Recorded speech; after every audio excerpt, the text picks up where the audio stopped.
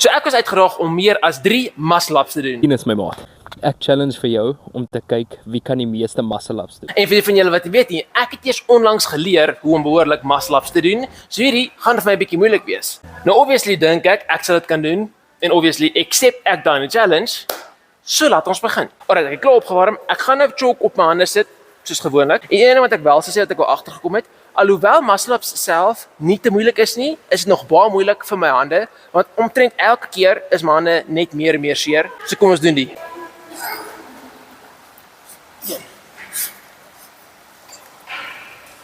1 2 3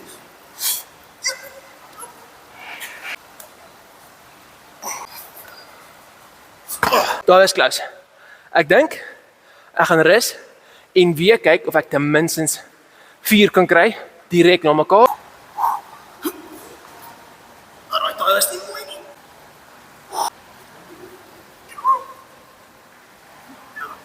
Dit is lelik. Okay. Daar was 5 in totaal, maar ek kon nie 3 na mekaar doen nie. Ek sal volgende keer weer probeer.